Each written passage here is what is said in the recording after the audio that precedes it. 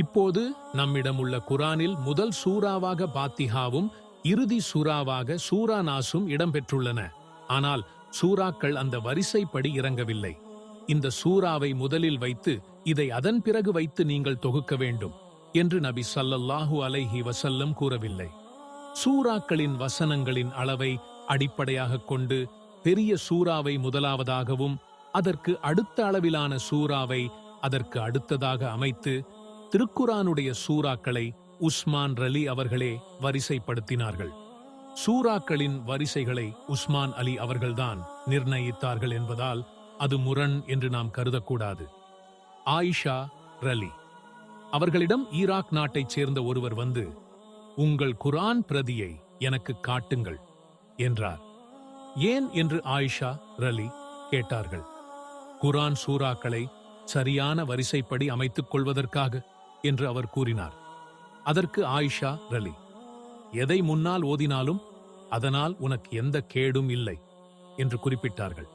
பார்க்க புகாரி 4993.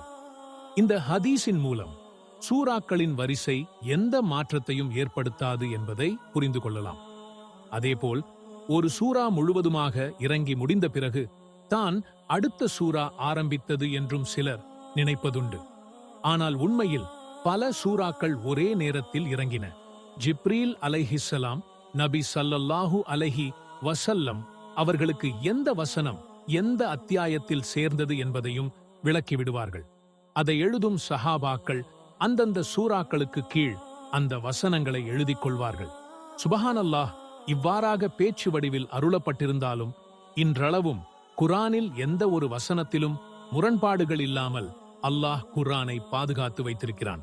சூறாக்களின் பெயர்கள் உஸ்மான் ரலி அவர்கள் தொகுத்த மூலப்பிரதியில் எந்த ஒரு அத்தியாயத்தின் துவக்கத்திலும் அந்த அத்தியாயத்தின் பெயர் எதையும் குறிப்பிடவில்லை.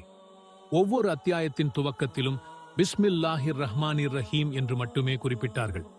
அளவற்ற அருளாளனும் நிகரற்ற அன்புடையோனுமாகிய அல்லாஹ்வின் பெயரால் என்பது இதன் பொருள்.